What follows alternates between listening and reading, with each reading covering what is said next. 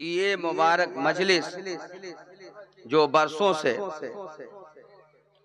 हमारे और आपके दरमियान होती चली आई है, सिर्फ हम नहीं मनाते बल्कि पूरा हिंदुस्तान, बल्कि और दीगर ममालिक।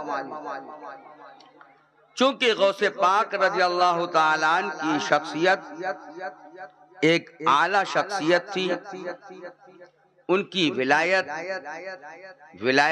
कुबरा के हामिल थी, उनकी गौसियत कुबरा का मजाज रखती थी। हुजूर गौसे पाक रज़ी अल्लाह ताला अन्हु सिर्फ अपने दौर के वली कामिल नहीं बल्कि अपने दौर के गौसे ज़मा थे, और सिर्फ वो गौसे ज़मा नहीं बल्कि अपने दौर के बहुत बड़े मुहद्दिस, बहुत बड़े मुफस्सिर, बहुत बड़े निकाती और 16 फ़नून, उलूम और फ़नून पे आपको दस्तरत हासिल थी, जिन्होंने 40 साल 20 साल तक मदरसे की तालीम हासिल की और 40 साल तक कौम की खिदमत अंजाम दिया।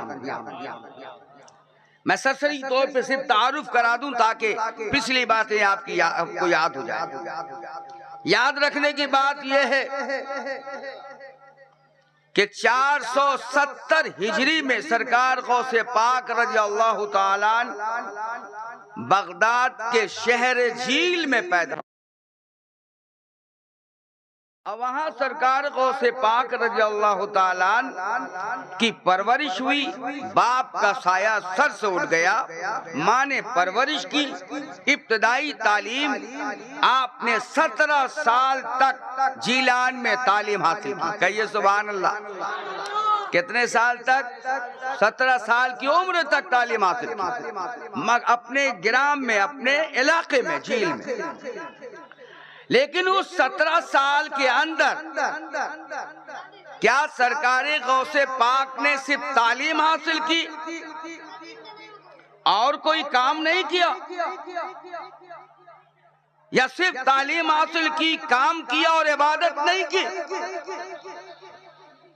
नहीं, सरकार गौसे पाक ने जो तालीम हासिल की उसके साथ साथ शब्बेदारी की, अल्लाह ताला के अहकाम की पैरवी करते रहे, फराइज पे पूरा अमल किया, नवाफिलों की कसरत की, तिलावते कलामुल्लाह किया, और चूंकि बाप का साया सर से उठ चुका था इसलिए सरकार गौसे पाक रज़ी अल्लाह ताला अन्हु ने खेतों में हल भी चलाए, खेतों में हल भी चलाए। आज के वक्त में अगर कोई अच्छा आलिम हो जाता है तो वो ऐब वो न समझे, लेकिन लोग ऐब समझने लगते।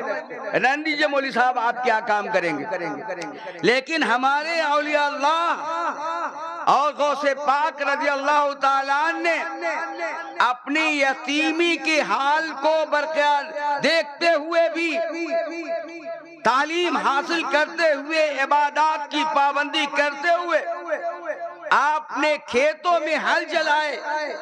इसी वजह से मक़ूला मशहूर है, रिवायत मशहूर है कि जब सरकार गौसे पाक रज़ी अल्लाह ताला अन्हु हल चला रहे थे, चलाते थे तो आवाज आती थी, ए अब्दुल कादिर जीलानी, तुम इसलिए पैदा नहीं किए गए, इसलिए पैदा नहीं किए गए, तुम्हें और आगे बढ़ना है। सरकार गौसे पाक रज़ी अल्लाह ताला अन्हु को जब बचपने के आलम में बगदाद झीला के इलाके से गुजरते थे तो छोटे छोटे बच्चों के कानों में आवाजें आती थी कि देखो ये अल्लाह का वली आ रहा है, अल्लाह का वली आ रहा है। बचपने का हाल ये था सरकार गौसे पाक का। लेकिन जब गौसे पाक रज़ी अल्लाह ताला अन्हु ने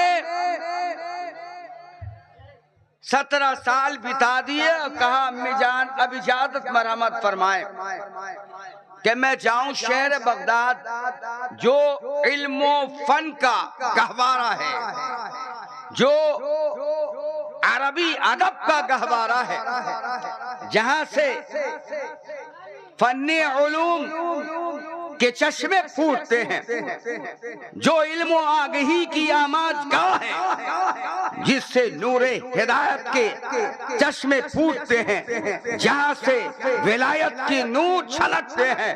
आपकी इजाजत हो तो अम्मी जान, मैं भी जाना चाहता हूँ शहर बगदाद और जाकर जानुए तलम्मुस करूंगा किसी ऐसे बुजुर्ग की बारगाह में, जहाँ पर हमें इल्मे जाहिरी भी नसीब हो, इल्मे बातिनी भी नसीब हो। आप अंदाजा लगाओ, मैंने दो जुमले कहे हैं, एक इल्मे जाहिरी, दूसरा इल्मे बातिनी। ये अपनी तरफ से नहीं कही है। आओ बुखारी शरीफ के हवाले से, बुखारी शरीफ जिल्द अव्वल किताबुल इल्म के अंदर हज़रत अबू हुरैरा रज़ियल्लाहु ताला मरवी है, फरमाया है, अबू हुरैरा कहते हैं कि अल्लाह ताला ने हमें दो इल्म के थैले दिए, दो इल्म के थैले दिए। मैंने नबी से इल्म के दो थैले हासिल किए।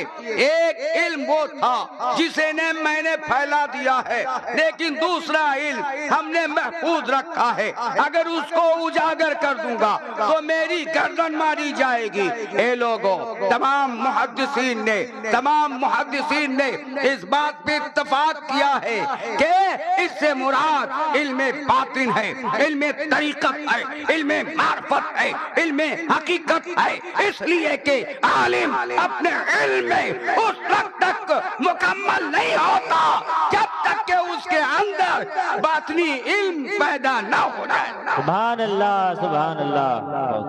ए लोगों, जितने भी औलिया अल्लाह गुजरे, बुजुर्गानी दीन गुजरे, उन्होंने जहां इल्मे दीन हासिल की, इल्मे शरीयत हासिल की, वहीं इल्मे बातिन भी इख्तियार किया। ये निस्बतों से पैदा होता, ये इल्म निस्बतों से मिलते। बड़ा प्यारा जुमला कहने वाला हूं और उसे महफूज रख लेना। ये निस्बत क्या चीज है? तवज्जो करें नौजवान, वो कमेटी के नौजवान जो इधर उधर होते हैं, मेरे इन दो तीन जुमलों को नोट कर लो बस। निस्बत क्या चीज है? जब बंदा खुदा अपने रब से इबादत के जरिया, सदाकत के जरिया, नवाफिलों की कसरत के जरिया, सच्चाई पे चल के शरीयत की पासदारी करते हुए एक ताल्लुक जोड़ता है, इबादत करके ताल्लुक जोड़ता है, अपने अल्लाह से ताल्लुक जोड़ता है, तो वो ताल्लुक जब उससे ताल्लुक मजबूत हो जाते हैं तो वो ताल्लुक उसके दिल की कैफियत को बदल देता है।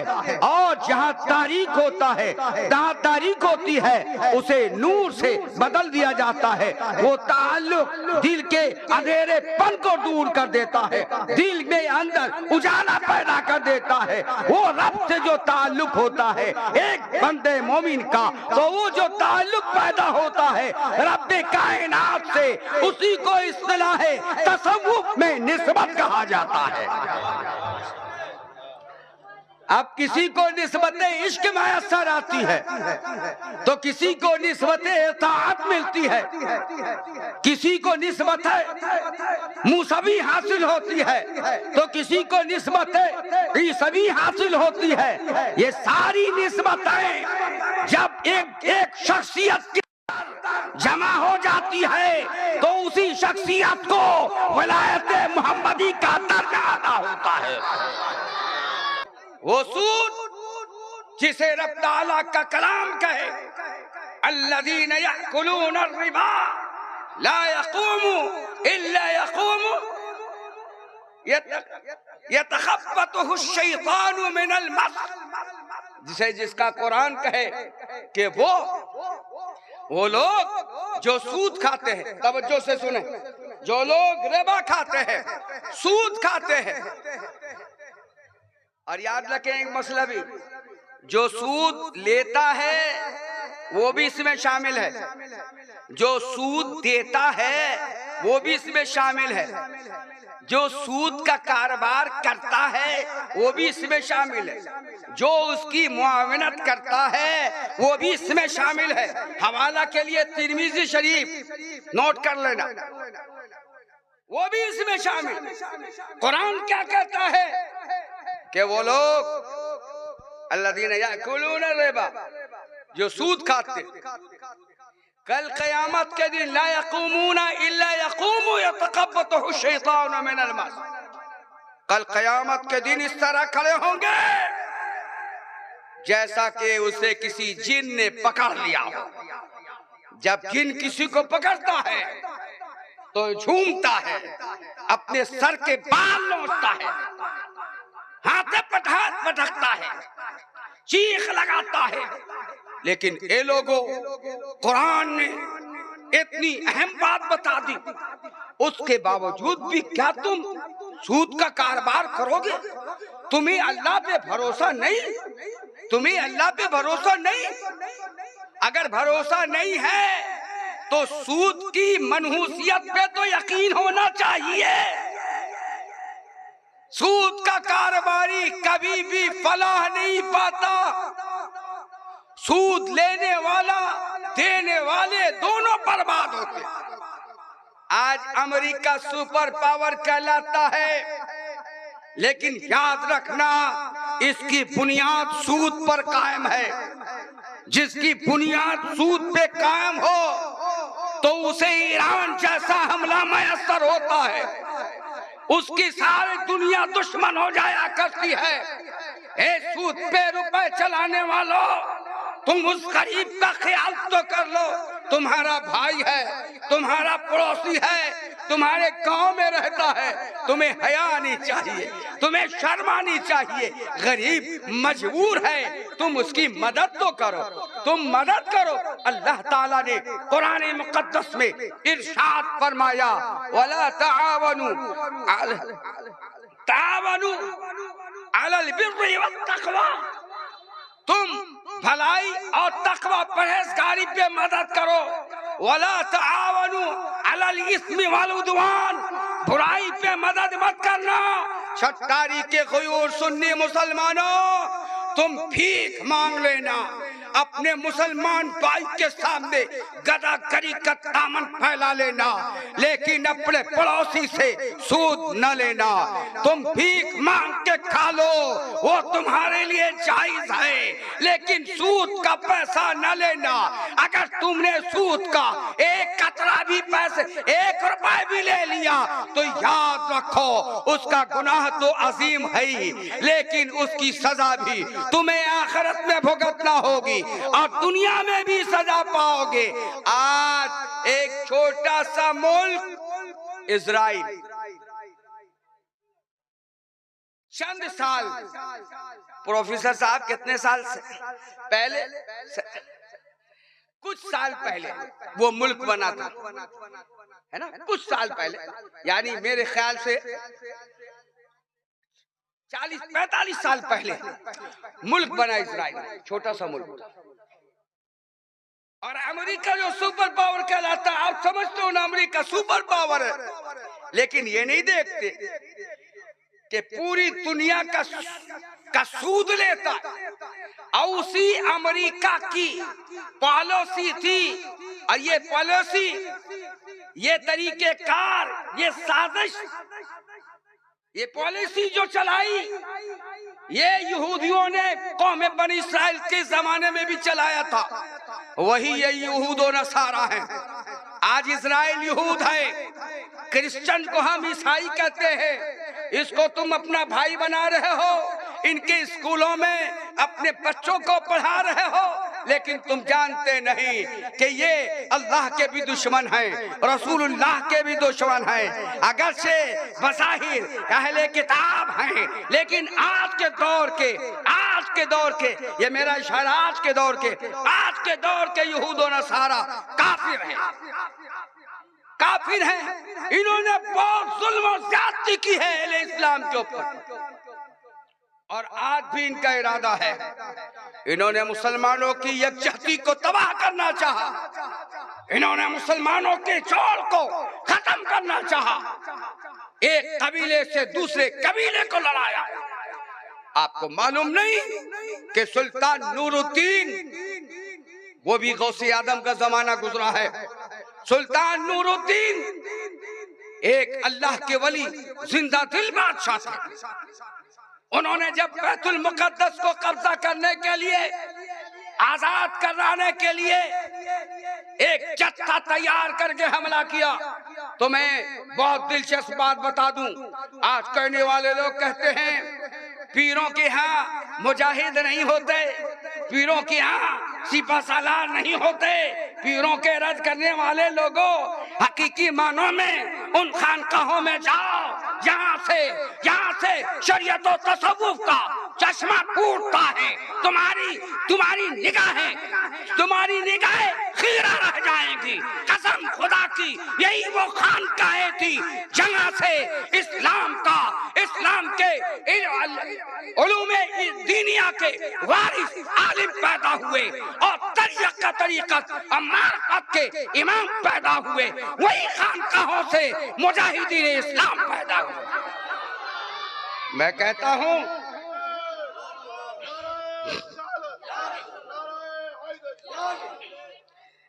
आप तारीख का जायजा ले कि सरकार गौसे पाक रज़ियल्लाहु ताला ने कितने तलबा कराम को सुल्तान नूरुद्दीन जंगी के लश्कर में भेजा था। सही तारीख के एतबार से 3000 उलमा को तैयार किया गया। 3000 उलमा। पहले कहाँ थे इस तरह मदारिस? एक ही खानका में हदीस और कुरान की तालीम भी होती थी और दूसरी तरफ दिलों को सैकल भी किया जाता था, दिलों को सैकल भी कराया जाता था। हमें तालीम दी गई कि राह सलूक कोई मुश्किल नहीं है। ए सट्टारी वालों, थोड़ा सा इसे भी सुन लो, आगे बढ़ूंगा फिर उसी तरफ आकर। राह सलूक चलना भी आसान है। तुमने जिनसे सुना है कि राह सलूक बहुत कठिन है, बहुत कठिन है। हाँ हाँ कठिन है, लेकिन मैं आसान रास्ता बताता हूँ। 2 जुमले कम अंजुमन गौस गुलामाने आसी भी सुन लें और हाज़रीन भी याद कर लें। 2 जुमले। ए लोगों, राह सलूक तय करने का इरादा रखते हो तो राह सलूक तय करके मौला के हुजूर पहुंच जाओगे। सिर्फ 2 कदम है तुमसे, कहो सुभान अल्लाह। सिर्फ 2 कदम, 2 मंजिल है। एक कदम या एक मंजिल। सुनो गौर से, अगर चाहते हो अल्लाह तक रसाई हो जाए तुम्हारी, राह सलूक इसी को कहते ना, अल्लाह तक पहुंचना। अगर चाहते हो अल्लाह तक रसाई हो जाए तो पहला कदम सुनो। पहला कदम ये कि जब तुम मखलूक से जुड़ो, यानी सोशल वर्क करो, खिदमत खल्क करो, किसी का काम आ जाओ। पड़ोसी गरीब है, उसे सूद मांगने पे मजबूर न करो, उसकी जरूरत तो पूरी कर दो।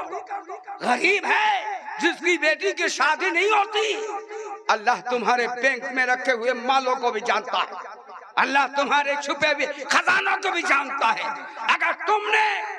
अगर उस गरीब की टोली उठा दी होती तो अल्लाह की तरफ से रजामंदी का परवाना तो आता ही, लेकिन उस गरीब के दिल से सदाएं बार बार गश्त करती। तुम्हारा किरदार देखकर सट्टारी के सैकड़ों घरों से मदद करने की इल्तिजा होती, लेकिन आपने ऐसा नहीं किया। आप नहीं करना चाहिए। आप अपने भाई को सूद पर मजबूर करना चाहते, और वो मुसलमान भी कैसा जिसे अल्लाह ने पैसा दिया। क्या तुम नहीं जानते पड़ोसी किस तरह होते? अच्छा पहले ये सुनो बात, मैं बहक जाऊंगा। आप जानते हो शुरू से मैं एक तरफ चलता हूँ, फिर मार्ग मिलते रहते और उसी तरफ पकड़ जाता हूँ, फिर मैं अपने उन्वान पे आता हूँ। आज तो मुझे चंद जरूरी बातें बतानी है, इसलिए शॉर्ट में मैं छूता हुआ आगे बढ़ूंगा। मैंने बताया राह सलूक अल्लाह तक पहुंचने के लिए सिर्फ 2 कदम। एक कदम ये कि मखलूक से जब जुड़ो, यानी मखलूक की खिदमत करो, तो अपने नफ्स को अलग कर दो। तवज्जो, अपने नफ्स को, अरे मेरी बात समझ में आ रही है? बोलो। अपने नफ्स को अलग कर दो। नफ्स अलग करना मतलब क्या है? अगर दान दे रहे हो ना तो उसमें ये ख्याल ना हो कि जमाना देखे हमें दानी कहे। कर्ज दे रहे हो तो वो ख्याल ना पैदा हो कि हम किसी की मदद कर रहे हैं, किसी के साथ अच्छा काम कर रहे हो तो यह ख्याल ना पैदा हो कि हमें एहसान कर रहे हैं। इसलिए नफ्स को अलग कर दो। मखलूक से जुड़ो तो नफ्स को अलग कर दो, और जब खुदा से जुड़ो यानी इबादत में बैठो तो मखलूक को अलग कर दो। आए हाय, तुम रहो रब्बे कायनात की रहमत के उजाले रहे, अल्लाह को अपने सामने देखते रहो और इबादत में मोहल हो। यकीनन नफ्स को छोड़ो। इस नफ्स में तो न जाने कितने कितने अहले इल्म भी चले गए,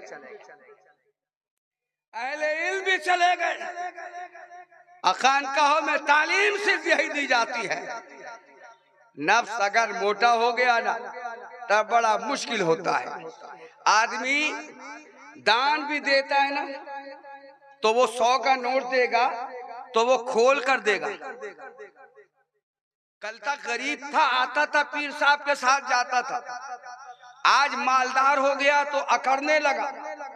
क्या अकड़ने लगा? आज हमारे माशरे में गुरूर भी बहुत है। अच्छा मैं हाफिज नहीं, हाफिज दो बैठे हुए, अगर मैं भूलूं तो बताना। कुरान क्या कहता है? नहीं, दुरूद शरीफ पढ़ियो, आयत याद आ जाए। अल्लाहुम्मा सल्ली अला सय्यिदना व शफीना मौलाना मुहम्मद मअदनिल जूद वल करम कल्लज़ीना कफ़रू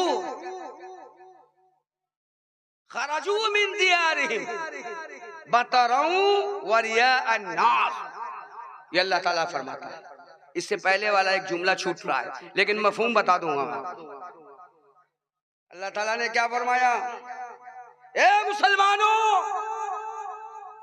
तुम उन काफिरों के तरह मत होना, कल्लज़ीना कफ़रू मिन खरजू मिन दियारिहिम, उन काफिरों की तरह नहीं होना जो अपने घरों से निकले तो बतरऊ व रियाअन नास, कुव्वत आजमाते इतराते हुए निकले, यानी सीना फुलाते हुए निकले। कल तक गरीब थे तो झुक के चलते थे, आज मालदार हो तो सीना निकाल के चलते हो। क्या तुम कुरान के फरमान को नहीं मानते?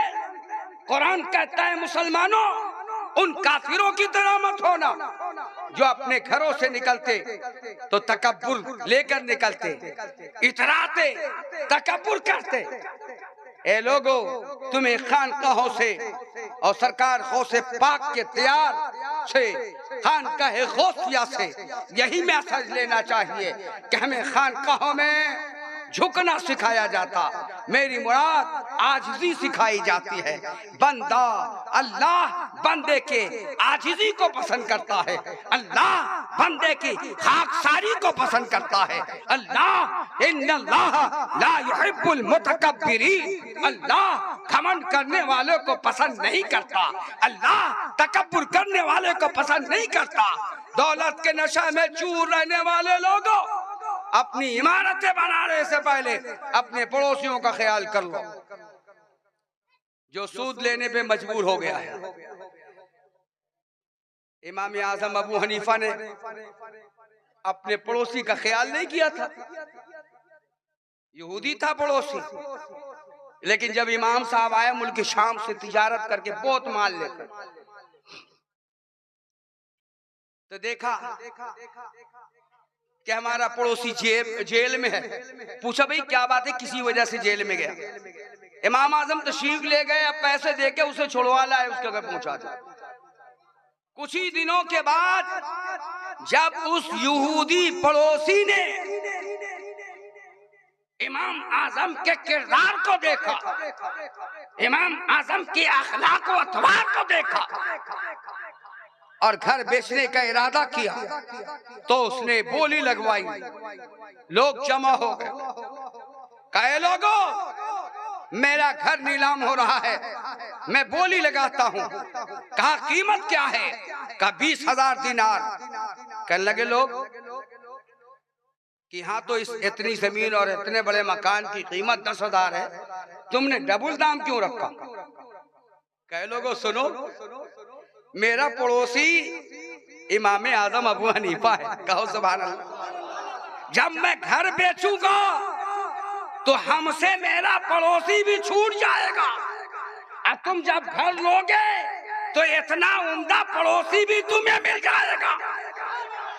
ये लोगों देखो अपने इमाम को कि इमाम आजम अबू हनीफा रहमहुल्लाह ने कैसा किरदार अपनाया। अगर आप भी किरदार अपनाने लगो ना तो सूद का मामला ही खत्म हो जाए। आज हम दिल के तंग हो गए, हमने अपने दिलों को तंग कर लिया। हम अल्लाह की राह में खर्च करने में हम खुश नहीं रहते। बसा औकात जबरन चंदा लेते दिए जाते, दिल नहीं करता लेकिन चंदा देते। एक जमाना ऐसा था, मालदार होना चाहते हो तो अब्दुल रहमान बिन औफ की तरह मालदार हो जाओ। उनके मालदार की कहानी भी सुनी होगी आप, जिसको यहूदियों ने फॉलो किया, अब्दुल रहमान बिन औफ को फॉलो किया। मक्का शरीफ से हिजरत करके आने के बाद मुहाजिरीन में से थे। हजरते एक सहाबी और रसूल के भाई गर्दाने गए, उन्होंने इनसे दौलत नहीं ली, सूक का रास्ता मांगा, बाजार का रास्ता देखना चाहा, बाजार का रास्ता दिखाया गया। आपने तिजारत की, माल कमाया, इतना माल कमाया, इतना माल कमाया कि अल्लाह के नबी सल्लल्लाहु अलैहि वसल्लम ने जब आवाज दी तो 500 बकरियां एक वक्त में राह खुदा में तसद्दुक कर दिया। 1500 ऊंट कुर्ब अल्लाह की राह में खर्च किए। तो अल्लाह ने इसीलिए तो माल दिया था कि आज के वक्त में 2.5 अरब पैसे सिर्फ एक बीबी के हक में आए। अशरफियां सोने की 4 बीबियां थी। कैसे माल मिला पूछा गया कि मैं कम मुनाफे में कारोबार करता हूँ। कहो सुभान अल्लाह। कम मुनाफे में कारोबार करता हूँ और किसी की जरूरत अगर देख ली तो उसकी जरूरत पूरी करता हूँ। कोई कर्ज खा होता है, मजबूरे मैद होता है तो उसे कर्ज देता हूँ। अगर देने की शकत नहीं होती तो मैं उसे माफ कर देता हूँ। अगर तुम भी अपने अंदर ऐसे जज्बात पैदा करोगे तो यकीनन अल्लाह ताला तुम्हारे मालों में बरकतें अता फरमाएगा और तुम्हारा भाई सूद की लानत से बच जाएगा। क्यों? हमारे अंदर कोई कॉन्सेप्ट या हमारे अंदर कोई यूनिटी नहीं है, हमारे पास कोई बैतुल माल नहीं है जिसमें माल जमा हो और हम गरीब मुसलमानों की मदद कर सके। आपने बैतुल माल तैयार होने नहीं दिया। हर गांव में हर गांव वालों ने फितरे के पैसे जमा कर रखे और अपने गांव में इस्तेमाल किया। माफ करना, बाज लोगों ने मस्जिदों के इमामों की तनख्वाहें भी दी है। क्या वो मसाइल नहीं जानते थे? कुर्बानियों की खालों का भी एक मस्जिद बनाने के लिए इस्तेमाल किया।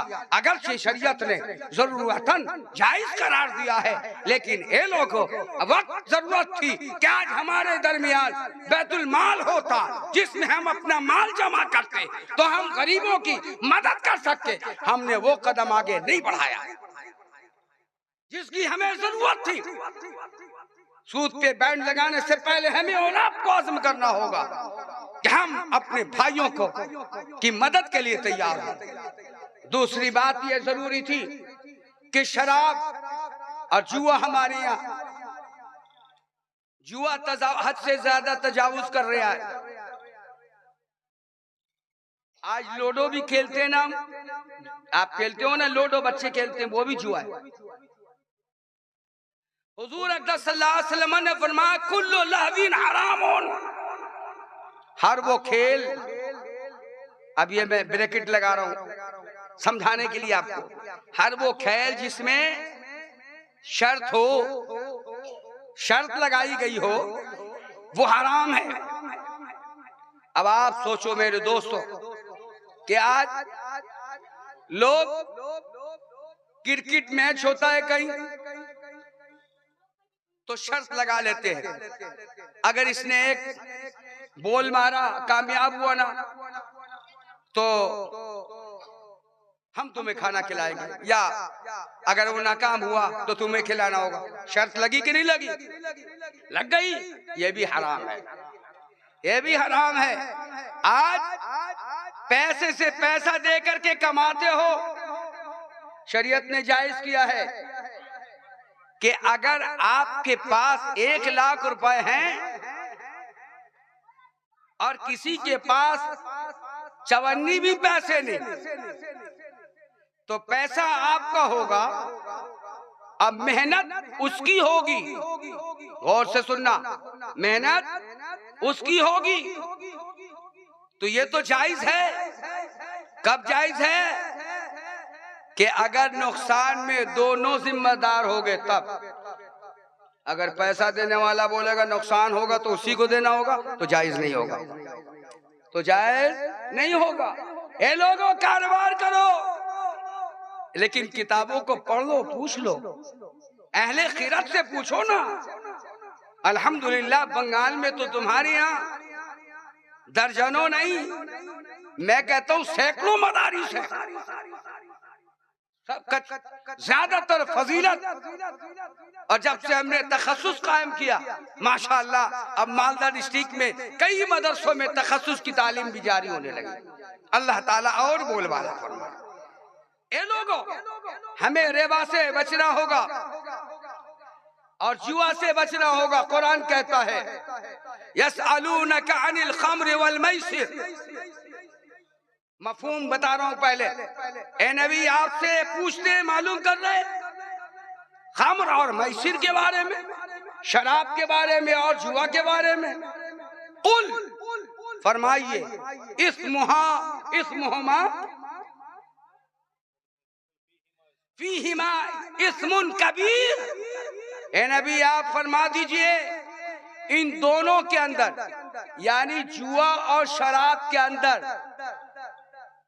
बड़ा गुनाह है। इस्मुन कबीर, बड़ा गुनाह है।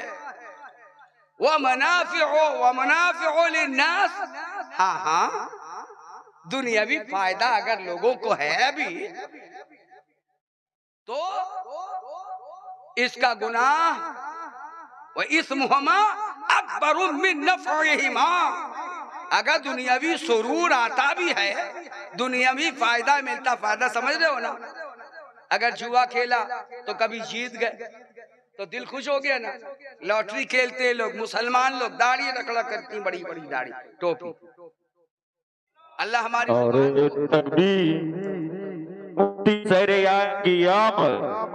मुफ्ती ये इस आयत से शराब और सूद की हुर्मत का सबूत नहीं मिलता। ये पहले वाली आयत है।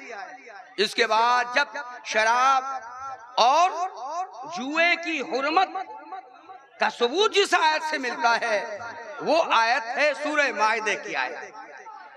ग़ज़वे अहज़ाब के 3 हिजरी ग़ज़वे अहज़ाब के चंद रोज के बाद शराब की हुर्मत की आयत नाज़िल हुई। ए लोगों, हमें शराब से बचना होगा, अपने माहौल को भी शराब से बचाना होगा। जो शख्स शराब का एक कतरा भी पी लेता है तो अल्लाह तबारक ताला उसके लिए 40 दिनों तक तौबा का दरवाजा बंद कर देता है। आप अंदाजा लगाओ। ए लोगो, सरकार आला हजरत अजीमुल बरकत मुजद्दिद दीनो मिलत सैयदी मुर्शदी इमाम मोहम्मद रजा खां फाज़िल बरेलवी अली रहमतुल रिदवान ने फरमाया, और जो फरमान बल्कि तफसीर की बातें हैं, फरमाया के लोगो हजरत अली करमल्लाहु ताला वजह का फरमान है कि अगर शराब का एक कतरा कुएं में डाल दिया जाए अब फिर इसमें चबूतरा बना दिया जाए। कोई मुझे कहे कि मैं अजान दूं तो मैं हरगिज़ उस पे अजान नहीं दूंगा। शरीयत का मसला क्या है? फरमाया कि अजान नहीं दूंगा। फरमाया कि अगर दरिया में, समंदर में एक कतरा शराब डाल दो, अब पानी सूख जाए और खेतियां हरियालियां आ जाए, कोई कहे कि आप अपनी बकरियां चला ले, तो मैं हरगिज़ अपनी बकरियों को चरने की इजाजत नहीं दूंगा। ये इमाम हज़रत अली करमल्लाहु ताला वजह का आला तक़वा था, आला तक़वा था। आज हमारा और आपका मामला बस आखिरी हदीस का मफ़हूम सुनो। अल्लाह के नबी सरवर कायनात सल्लल्लाहु अलैहि वसल्लम की बारगाह में हज़रत जिब्रील अमीन तशरीफ लाए, कहने लगे या रसूलल्लाह सल्लल्लाहु अलैहि वसल्लम, हज़रत जाफर तैयार की 4 खसलतें अल्लाह को पसंद हुई। अल्लाह के नबी सल्लल्लाहु अलैहि वसल्लम ने हज़रत जाफर तैयार को तलब किया और पूछा, तो उन खसलतों में जो खसलत बयान की, फरमाया कि जिस वक्त शराब की हुर्मत का ऐलान नहीं हुआ या हुर्मत का हुक्म नहीं आया था, या मेरे ईमान लाने से पहले भी मैंने शराब कभी नहीं पी थी। क्यों? इसलिए कि मुझे मालूम था कि शराब से अक्ल ज़ाइल हो जाती है। ये देखो लॉजिकल समझते हो ना, अक्ल वाली बात समझते, दिल वाली नहीं समझते। जरूरत कभी कभी पड़ जाती है अक्ल की, है ना। इस्लाम ने तो दोनों रवैये इख्तियार किए हैं। बहरहाल अब खतीब को रख करके अब मैं ज्यादा बयान नहीं करूंगा, वो शॉर्ट में 3 बातें और बता दूं। दूसरी बात, हजरत जाफर ने तैयार ने कहा या रसूलुल्लाह सल्लल्लाहु अलैहि वसल्लम, मैंने अपनी जीश से लेके अब तक, यानी कबू इस वक्त तक मैंने कभी बुत की पूजा नहीं की। क्यों? क्या? इसलिए कि मैं जानता था कि ये पत्थर न फायदा दे सकता है न नुकसान दे सकता है। इसी तरह आपने फरमाया झूठ नहीं बोला। इसी तरह आपने फरमाया कि झूठ नहीं बोला। इसी तरह फरमाया ज़िना ही नहीं की, ज़िना नहीं की। आप अंदाजा लगाओ ए लोगों कि शराब से लोगों की, सहाबा की कितनी नफरत थी, झूठ से कितनी नफरत थी। आज ये 4 चीजें हमारे माशरे में पनप रही हैं। मैंने पहले बता दिया, मुरीद होते फिरो, खानकाहों से राब्ते रखो, राह सुलूक चाहते हो तो 2 कदम में राह सुलूक मिलेगा, रास्ता मिल जाएगा, तुम्हें असल मंजिल मिल जाएगी। लेकिन 2 बातों पे अमल करना होगा। जब मखलूक से जुड़ो तो नफ्स को अलग कर दो, और जब खुदा से जुड़ो तो मखलूक से अलहदा हो जाओ। अल्लाह ताला हमें और आपको नेक अमल की तौफीक रफीक अता फरमाए। इंशाअल्लाह ताला कल जो भी बातें बाकी रहेंगी चल के बयान में कहूँगा। पढ़ लो अस्तगफिरुल्लाह रब्बी मिन कुल्लि ज़ंबिन व अतूबु इलैह। अब मैं कहूँगा कि बाबू मौलाना अब्दुल रशीद साहब से कि नात शरीफ पढ़ दें, उसके बाद मुफ्ती साहब की नकीब जलसा ऐलान करेंगे। ठीक है।